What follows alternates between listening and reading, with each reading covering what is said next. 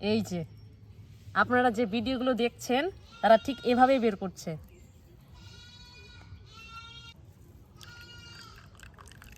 অনেকেই দেখছি বাড়িতে নাকি সরষে থেকে তেল তৈরি করছে। বাড়িতে কি সত্যি কি তেল তৈরি করা সম্ভব? আমার বাড়িতে সরষে হয়, আমরা সেটাকে মিলে নিয়ে গিয়ে পেশায় করিয়ে তেল তৈরি করি। তাই দেখি আজকে যদি বাড়িতেই সম্ভব হয় তৈরি করা, তাহলে এরপর থেকে আর মিলে যাব না। এই ভিডিওটার মধ্যে যা হবে সত্যি আপনাদেরকে দেখাবো, মিথ্যে কোনো কিছু দেখাবো না। তেল তৈরি করার জন্য আমরা এখানে 2 রকমের সরষা নিয়ে নিয়েছি। তেল তৈরি করার আগে সরষাকে ভালো করে ধুয়ে নিয়ে রোদে শুকিয়ে নিতে হবে। লাল সরষার মধ্যে হলুদ সরষা মিশিয়ে দেব। 2 ধরনের সরষে ভালো করে মিশিয়ে নেব। হলুদ সরষা থেকে যেহেতু বেশি তেল বের হয়, তার জন্য আমরা হলুদ সরষা নিয়ে নিয়েছি। তেল তৈরি করার জন্য প্রথমে সরষেটাকে গুঁড়ো করে নেব। জল ছাড়াই সবগুলো সরষে গুঁড়ো করে নেব। সবগুলো সরষে গুঁড়ো করে নিয়েছি। ঠিক এভাবে মিহি করে নিতে হবে। একটা গামলা নিয়ে নিয়েছি, এর মধ্যে গুঁড়ো করে সরষে ঢেলে নেব। খুব সুন্দরভাবে সরষে গুঁড়ো করে নিয়েছি, কিন্তু খুব সুন্দর একটা গন্ধ বেরোচ্ছে। অল্প অল্প জল দিয়ে সরষেকে ভালো করে মাখাতে থাকবো। একসাথে বেশি জল দেব না, অল্প অল্প জল দিয়ে মাখাতে হবে। মাখাতে মাখাতে ঠিক এরকম দোলা পেকে যাবে। এইরকমটা অবস্থায় চলে এলে এটাকে ছেড়ে দেব। মাখানোর পর এটাকে কড়াইয়ে অল্প আঁচে গরম করে নেব। কড়াইয়ের মধ্যে মেখে রাখা সরষেটা দিয়ে দেব।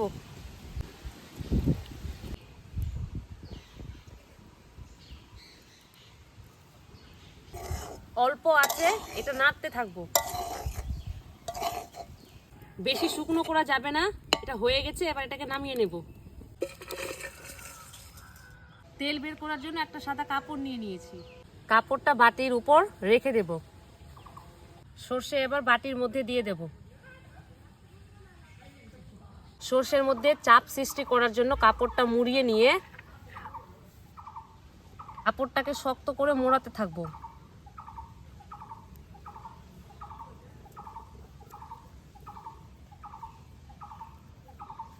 এখনো পর্যন্ত কিন্তু তেল বেরোচ্ছে না। এই যে খুব অল্প তেল দেখা যাচ্ছে।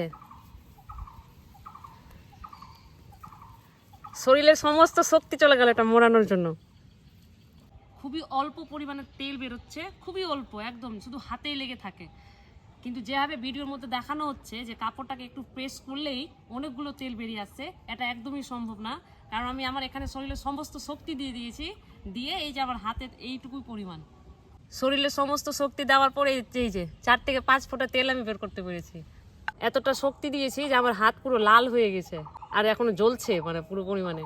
আমি কিছু ভিডিওতে দেখেছিলাম যে তারা হালকা ঘুরোলে নাকি বাটি ভরে ভরে তেল আসছে, কিন্তু আমি এখানে কিছু মানে 1 ফোঁটা তেল বের করতে আমার অনেক শক্তি গেছে, আর আমি পুরো হাঁপিয়ে গেছি। এটা বুঝতে পারছি যে বাড়িতে তেল করা সম্ভবই না, তার জন্য মিলে আপনাদের যেতেই হবে। আমি এতটা শক্তি দিয়েছি যে কাপড়টাই ছিঁড়ে গেছে, কিন্তু ওদের দেখছি হালকা প্রেস করেই ওরা অনেকটাই তেল বের করে নিচ্ছে। এটা কি করে সম্ভব? আমার তো কাপড়টাই ছিঁড়ে গেল। আমাদেরকে কি করে বোকা বানানো হচ্ছে সেটা এবার আপনাদেরকে দেখাবো। এবার দেখুন সরষের তেল দিয়ে কি করে তেল হয় সেটা আপনাদেরকে দেখাচ্ছি।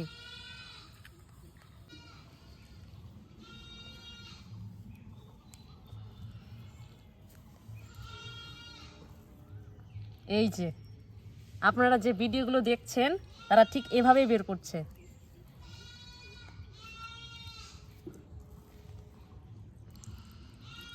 দেখতে পেলেন ফলাফল?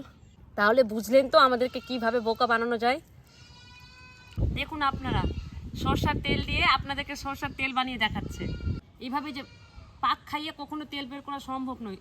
2 থেকে 3 ফোঁটার বেশি তেল বের করা অসম্ভব।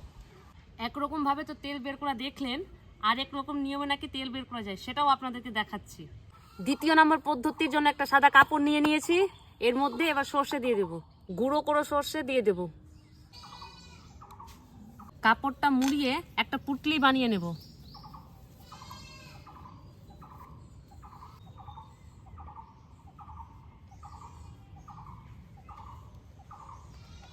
পুটলি বানিয়ে নিয়েছি। একটা বাটি নিয়ে উল্টো করে পুটলিটা রেখে দেব, আর একটা ভারী কিছু চাপা দিয়ে দেব। ভারী জিনিস বলতে আমরা ইটের চাপ দিয়ে দেব। চাপটা যেন বেশি পরিমাণে হয় তার জন্য আরেকটা ইট দিয়ে দিলাম। এটাকে আমি 1 ঘন্টার জন্য ছেড়ে দেব, দেখা যাক তেল বের হয় কিনা। 1 ঘন্টার মতো রেখে দেখলাম কোনো তেলের কোনো চিহ্ন দেখতে পাচ্ছি না। তার মানে এভাবে তেল বের করা সম্ভব না। আপনাদেরকে 2 রকম ভাবে তেল বের করার নিয়ম দেখালাম। মেশিন থেকে কিভাবে তেল বের করা হয় সেটা আপনাদেরকে পরের ভিডিওতে আমরা দেখাবো। আজ তো আমরা তেল বের করতে পারলাম না, ঠিক আছে, বাট পরের ভিডিওতে আমরা আপনাদেরকে তেল বের করার নিয়ম দেখাবো।